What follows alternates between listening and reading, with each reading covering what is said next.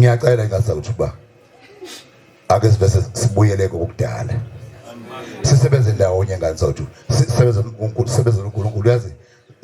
ngingangabothi uNkulunkulu wami kodwa soyithini lento ake ngisho into esimanga nizanibona sekwazi ukonakala ngisho umayelo kuleliso mabantu besuku usethi umuntu mayisukume ngabe sikhuluma nje sincuma kahle umbone nje khona lapha ejikijela khona uyajikijela impela hawu Nkosi yami ngoba lensizwa iyayilento umayelo emnandi isilwa nobani manje ulinde nomcimbi hawu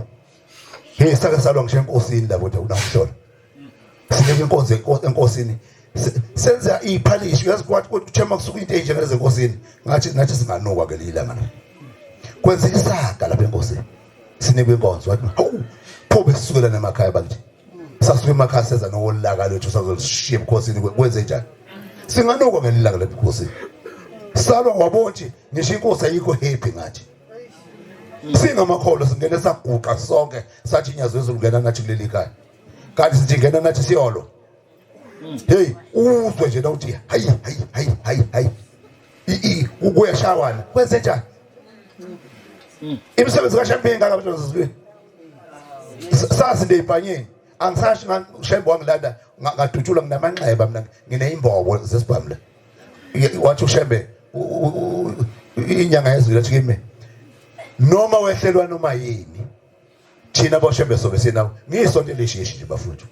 azi ngishunyazo umuntu mina uShembe wangilanda awusumbishop ngabe ngubishop manje ngibuka ngihleli kanjani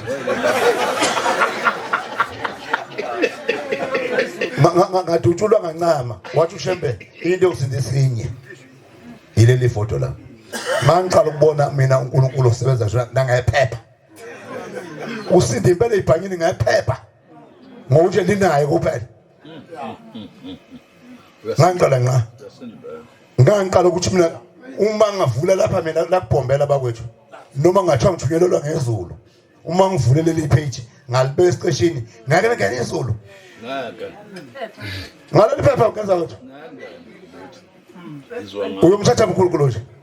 asimazi nje kwakwala sibe namasundu saswatshinga nangendlela ngoba sasingasisenzani masibe namasundu uthi inkonzo yamasundu sasingenaki singathi sikubambile yikho lapha ngifica abantu basindiswa nje yifoto ngabe ututu sasobe sinayo ngibona isimanga mntazizwini sengizohlala phansi kanza wethu ngibona isimanga eRome eItaly ngoba kade kusho uFrancis uma labantu beqhawulana bangana abanikubonile neba bangena kuma social media uma befika kumuntu omnyama bameqa abantu sesibili yinto besiyibona ngamehlo thina sheshi besikanitsheli nebabuzo kubiyela yinto besiyibona ngamehlo uArchbishop Haka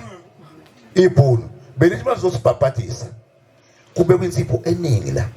mangathi likuthinta bese lihlamba lithi lihlamba umuntu omnyama thina lapha phela mase ngibhajadiswa okathathu ayikabili ngoba kufika bhajadiswa sheshi ngachela la okwesibili bhajadiswa Church of Christ lapha uma ungena kwakulamanzi lapho ngafaka indoda wamthumkulu athi ngibhabhadisa ngishonza phansi nembona ngixona kanje okwesithathu engutholile lapha ukuthi kasekho isizathu esingahlala kimi asikho sizobe sihlale asikho isandla sihlala ngaphezulu kwesandla sikaShembe inaku mehluko nje lapho khona asikho esihlala phezulu kwesandla uma kwakwenza lokho kuyaphela ngawo asikho bafowethu ngiyacela uNkulunkulu anike isibusiso lonke bafowethu mvangele indaba ezitsha usufikile la umuntu